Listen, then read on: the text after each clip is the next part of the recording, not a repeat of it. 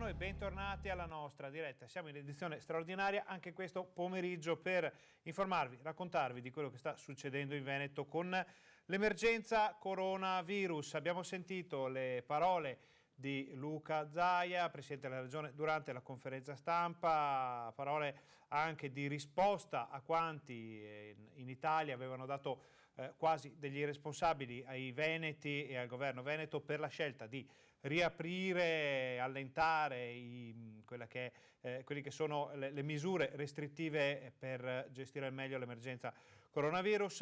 Una risposta dura del Presidente Zaia che ha detto se l'abbiamo fatto è un gesto di fiducia, c'erano i presupposti e ha detto non ci sto a sentir dare degli irresponsabili ai veneti. Quindi quel che abbiamo detto questa mattina, ovvero di una frattura o comunque di un attrito fra il Veneto e il governo, si conferma dalle parole del governatore Zaia, dalle parole anche della politica veneta. È un momento molto delicato e molto complesso perché la cosiddetta luce in fondo al tunnel, insomma, si sta cominciando a vedere e il rischio da una parte è quello di fare scelte affrettate, dall'altra è quello di procrastinare troppo le aperture, togliendo così ossigeno, linfa vitale alle attività produttive. Non è detto che la virtù stia nel mezzo, come dice l'antico adagio, è vero invece che è indispensabile trovare un equilibrio, un modo di uscire da questa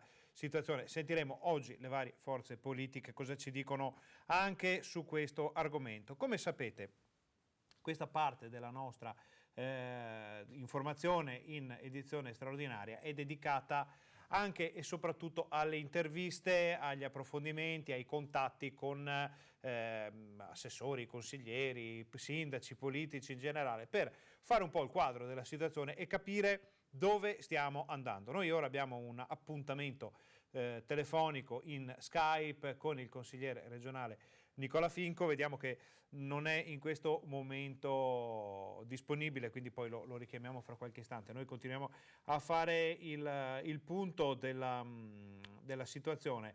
Quindi fino a stasera non dovrebbero arrivare altre novità dal punto di vista normativo. Sappiamo che ormai sono stabilizzati quelli che sono i DPCM, quindi i decreti nazionali da una parte del governo e dall'altra invece le ordinanze che sono state emanate ieri pomeriggio proprio dalla Regione, che permettono una serie di allentamenti sulle misure restrittive cui siamo sottoposti tutti quanti. Abbiamo visto anche però che questa mattina soprattutto nelle nostre città non c'era la ressa che ci si aspettava, non c'erano tantissime persone in giro. Abbiamo avuto delle immagini in diretta molto belle dal centro di Padova, dal centro storico di Padova, dalle piazze, in cui non si vedeva moltissima gente, si vedeva il traffico di questi giorni tipico, quindi qualcuno che andava a fare la spesa, ma niente mollate gli ormeggi che ci si aspettava. Quindi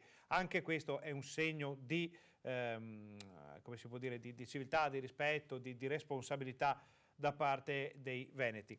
Abbiamo qualche piccolo problema di natura tecnica con il nostro collegamento in Skype. Tentiamo di ripristinare, sentiamo il consigliere Finco che aspettava una nostra chiamata. Cerchiamo con Skype va così, delle volte funziona il primo colpo, delle volte bisogna un po' riprovare. È anche comprensibile in questo periodo in cui la banda, il web e tutti quelli che sono i sistemi di connessione che noi dobbiamo utilizzare, che utilizzate anche voi tutti i giorni, possono andare un po' in difficoltà. Eccolo qui, l'abbiamo preso, non al volo, ma insomma al terzo tentativo. Sono giorni in cui la rete è sovrappopolata, diciamo, di trasmissioni, quindi ci sta anche di perdere qualche istante. Però abbiamo il consigliere Nicola Finco. Buongiorno, grazie di essere qui con noi. Però noi sappiamo che voi consiglieri avete fatto il consiglio regionale in streaming, praticamente collegati ognuno da casa. Sì, buongiorno dottor Garavello. Beh, se mi permette una battuta, è difficile prendere un Finco al volo, quindi quindi voglio dire questa ce la scriviamo, la teniamo buona per le prossime occasioni. Sì, niente, tornando all'argomento, il Consiglio regionale, dopo i primi 15 giorni che sono stati un po' complicati per tutti, ha sempre lavorato nella normalità, se così la possiamo definire, cioè nel senso grazie anche al web, alle apparecchiature, alla tecnologia, che magari tanti strumenti che fino a ieri non conoscevamo, oggi c'è possibile comunque continuare la vita amministrativa dell'istituzione regionale, anche perché insomma l'istituzione sta gestendo tutta la fase emergenziale della sanità, ma ricordiamoci che ci sono tantissimi comparti dal mondo dell'agricoltura, il mondo del sociale, il mondo dell'istruzione, del lavoro, la cassa integrazione e quant'altro, che hanno bisogno di atti normativi, quindi la Giunta stanno lavorando le commissioni e il Consiglio, quindi pur con qualche difficoltà, perché comunque presentare emendamenti, leggere documenti, magari te li spediscono all'ultimo minuto via mail, non è cosa semplice, ma insomma l'istituzione funziona. Ecco, sappiamo anche che è stato approvato un ordine del giorno a firma del consigliere Finco e della consigliera Rizzotto, che va proprio in direzione di un aiuto fattivo ai medici, agli operatori del sistema sanitario regionale. Sì, ieri è stato approvato all'unanimità da parte di tutto il Consiglio, un atto dove noi chiediamo alla Giunta di trovare le risorse, ma anche di adoperarsi a livello centrale per modificare le normative nazionali, per riconoscere il sacrificio che hanno fatto, ma che stanno tuttora facendo, tutti i dipendenti del comparto sanitario, non solamente medici, infermieri e OS, ma anche tutta la parte amministrativa e la parte tecnica. Negli ultimi 50 giorni, sotto gli occhi di tutti, insomma, la sanità ha subito una grossa trasformazione, sia a livello territoriale, ma anche all'interno degli ospedali, i singoli reparti, l'istituzione di Covid Hospital, la riapertura dei vecchi ospedali e il personale sanitario che si è tutto mobilitato anche con turni di lavoro veramente stressanti e massacranti. Però abbiamo visto da parte loro una totale messa a disposizione. Insomma, tutti quanti sono dati da fare, magari adesso non voglio fare polemiche, ma magari anche a differenza di qualche altra regione italiana dove i dipendenti della sanità si sono messi in ferie quando è scoppiata l'emergenza. E i nostri, anche e soprattutto, ricordiamoci, nelle prime settimane dove c'erano delle difficoltà nel reperimento dei dispositivi di sicurezza e quant'altro, nessuno di loro si è tirato indietro. E quindi è giusto riconoscere e dare delle risorse aggiuntive non solamente per pagare gli straordinari, che questo va benissimo, ma anche per riconoscere le indennità di malattie infettive, quindi anche i relativi benefit, e dare anche un premio alla produttività. Perché il Presidente Zaia ha detto fino dal primo momento: se oggi il sistema sanitario veneto ha tenuto, ma soprattutto se siamo riusciti a limitare i contagi in maniera importante, sì, merito ovviamente delle scelte importanti che sono fatte a livello politico e una parte fondamentale anche dell'università, del mondo della ricerca, però dobbiamo ringraziare soprattutto coloro che sono stati in prima linea. E siccome a questo mondo tutti sono bravi a definire i medici degli eroi, però non è che con gli eroi abbiamo risolto il problema, bisogna anche riconoscere un qualcosa a chi lavora e ha messo anche a repentaglio la propria vita. E quindi penso che insomma adesso quanto prima andremo a individuare queste risorse. Quello che noi oggi però chiediamo al governo centrale è di modificare le leggi attualmente in vigore a livello nazionale, che ci permettono quindi di elargire questi denari, e ovviamente anche perché noi siamo costretti anche ad avere determinati limiti di spesa legati al personale della nostra regione. Quindi speriamo che quanto prima, però sembra che il governo voglia accogliere questa nostra richiesta, poter dare concretamente questo, non è un aiuto, ma è un riconoscimento al lavoro fatto. Ecco, quindi lei mi ha un po' anticipato quello che volevo chiederle, ma a un certo punto, all'inizio di questa crisi, di questa emergenza, c'è stato un punto di svolta, abbiamo svoltato dalla parte giusta con la sanità veneta, ma c'era il rischio, e questo vale per tutti, di svoltare dalla parte sbagliata, invece di andare verso una crescita, come abbiamo visto, andare verso il collasso. Cos'è che ci ha fatto fare questo salto di qualità, secondo lei? Ma c'è stata soprattutto una grande collaborazione tra la struttura sanitaria della Regione del Veneto, capeggiata dal Presidente Zaia, e il mondo della ricerca e dell'università. Sicuramente il piccolo comune di Vo, che purtroppo è stato il primo comune del Veneto, ha fatto scuola, e là c'è stata la grande capacità da parte del Presidente Zaia, nonostante i pareri contrari del Ministero della Sanità, dell'Istituto Superiore della Sanità, di fare comunque i tamponi, soprattutto per identificare i positivi asintomatici. E quel modello, quando noi ci siamo accorti che c'erano 66 persone a Vo positive asintomatiche, quindi decidendo di isolarle, ci ha permesso poi di esportare il modello Vo a tutto il resto del Veneto, limitando fortemente il contagio. E quindi, al di là della prima fase, che ovviamente ancora adesso si sa poco di questo virus perché non si sta ancora studiando, però insomma c'è stata una grande capacità nel fare l'operazione di Vo, e dopo, grazie anche all'impegno del professor Crisanti e di tutte le strutture sanitarie, siamo riusciti in questa impresa che tutto sommato insomma ci fa oggi trarre un sospiro di sollievo, anche seppur insomma qualcuno non c'è più, e quindi va sempre portato il massimo rispetto per le persone che ci hanno rimesso la vita. Però sicuramente, come abbiamo fronteggiato l'emergenza rispetto anche a tantissime altre realtà a livello nazionale ma anche internazionale, il Veneto oggi fa scuola ed è un modello che è studiato a livello mondiale. Quindi vuol dire che insomma qualcosa di buono in questa regione insomma la sappiamo fare di sicuro. Fin qui le notizie, tra virgolette, positive, perché abbiamo visto comunque i dati che ci arrivano ogni giorno sono drammatici e prima o poi bisognerà fare i conti con tutto quello che è successo. Le cattive notizie sono che insomma questi decreti emanati dal governo stanno suscitando un'ondata, credo di poter dire, di indignazione in Veneto. Noi stiamo ricevendo un gran numero di interventi da parte dei sindaci, in questo caso del Bassanese, ma vale un po' per tutto il Veneto, che non sanno più da che parte girarsi letteralmente per dare risposte ai cittadini per la confusione che si è creata in seguito all'emanazione del decreto dell'altra sera, che è stato in parte superato, diminuito dall'ordinanza invece emanata dal governo veneto ieri. Ma insomma questa situazione con i famosi DPCM è gravissima, e anche le associazioni di categoria danno delle indicazioni davvero negative sui risultati che possono dare. Lei che idea si è fatto? Diciamo che la gente è esasperata perché, a parte tutti questi decreti annunciati sempre in maniera così, insomma, anche un po' cinematografica, no? Con le conferenze stampa, guarda caso, o di sabato sera alle 11 o di domenica alle 8:30, dove trovi un premier, sei bello con la giacca e la cravatta, che si autoelogia per 20 minuti e poi ti dice insomma queste grandi novità che sono i funerali con un massimo di 15 persone all'aperto, l'apertura di qualche industria e la possibilità di andarsi a fare le corsette in giro per la strada. Per carità, ognuno ha i suoi modi per farsi ben volere insomma dall'opinione pubblica, però diciamo che insomma il paese ha bisogno di persone serie che lo governano, e non possiamo essere nelle mani di teatranti che ogni giorno ne sparano una, creano queste mitiche task force fatte da 450 persone dove all'interno non ci sono le categorie economiche, quindi non c'è il mondo produttivo, e questi fanno delle scelte. Per carità, io non sono uno scienziato e quindi non mi voglio assolutamente paragonare, però ci vorrebbe anche un minimo di attenzione per quello che è il sistema produttivo, cioè nel senso, oggi c'è una soluzione al coronavirus? No, ci sono solamente delle linee guida o dei metodi che noi possiamo applicare per convivere con questo coronavirus, che sono i guanti, le mascherine e tutti i sistemi igienizzanti e quant'altro. Quindi se il vaccino lo troveranno fra 3 mesi, 4 mesi, 2 anni, non lo so, cioè noi non è che possiamo rimanere chiusi in casa per 6 mesi, un anno, se no la gente non so, vivrà di aria, non penso proprio.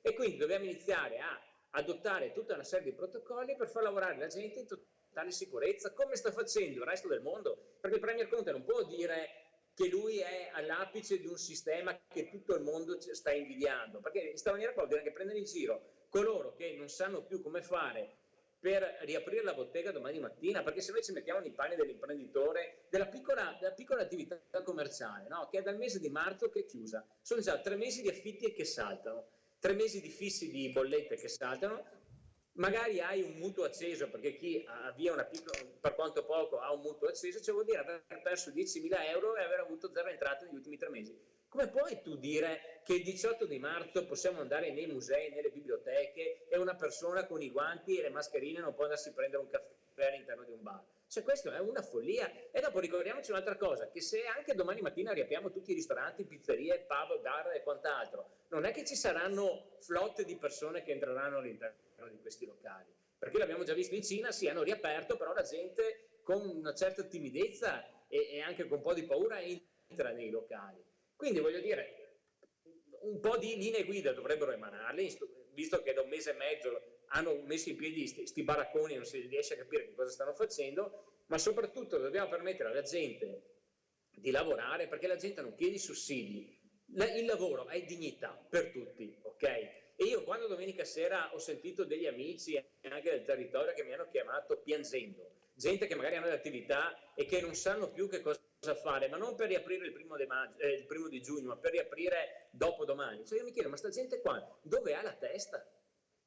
Sì, abbiamo anche noi la conferma di questa situazione perché riceviamo moltissime richieste da parte le due categorie che in questo momento sono più in difficoltà sono da una parte quella degli esercenti, quindi i bar, i ristoranti, anche gli agriturismi, lo ricordiamo sempre perché il mondo dell'agriturismo veneto sta soffrendo moltissimo questo problema. Dall'altra c'è il settore del benessere, della cura della persona, quindi estetiste, parrucchiere. Sappiamo che questa sera ci sarà una manifestazione di protesta, credo in tutto il Veneto, in cui le parrucchiere, i parrucchieri, gli estetisti andranno davanti ai loro negozi chiusi, rimarranno simbolicamente muti, in silenzio, credo per qualche minuto, per dimostrare che loro ci sono e che non possono accedere ai propri negozi. Siamo sull'orlo di una, possiamo chiamarla catastrofe? Lo chiedo a lei, consigliere, lo chiedo a lei.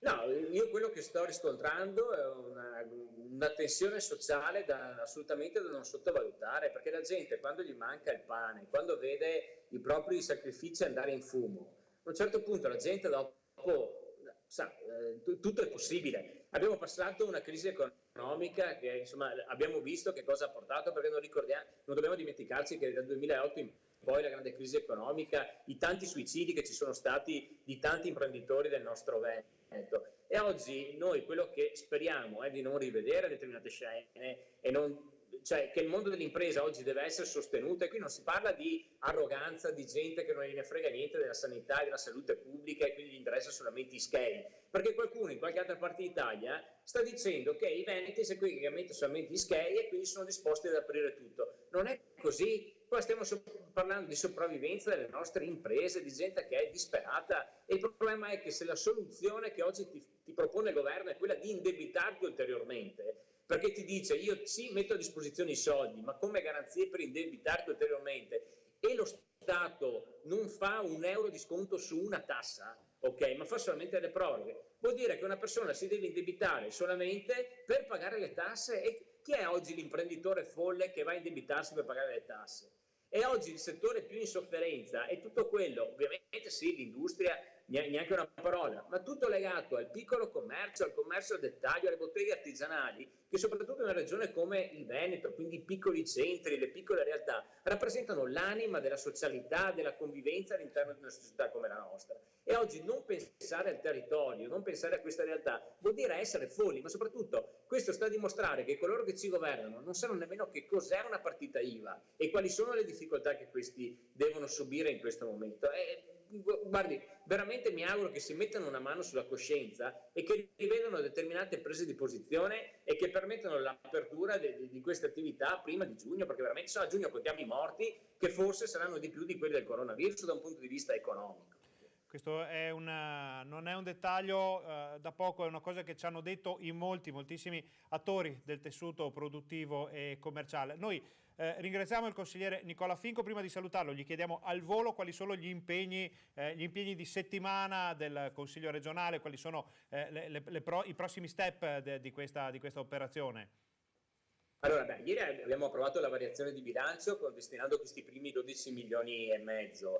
E oggi abbiamo fatto la commissione sanità, domani ci saranno altre commissioni perché stiamo rimettendo in gioco circa 74 milioni di euro di fondi strutturali, che sono dei fondi europei che avevamo intenzione di investire su determinati bandi e determinati settori, ma che oggi a causa di questa crisi li rimettiamo in gioco e li destineremo in quota parte, 32 milioni alle imprese, circa una trentina di milioni per le famiglie e 12 per la sanità. Quindi a breve arriveranno altre boccate di ossigeno importante e stiamo lavorando anche per rimettere in gioco tutta una serie di fondi strutturali e di fondi finanziari che abbiamo all'interno di Veneto Sviluppo. Quindi noi ci stiamo adoperando per andare incontro con le risorse che abbiamo a quelle che sono le esigenze delle nostre imprese.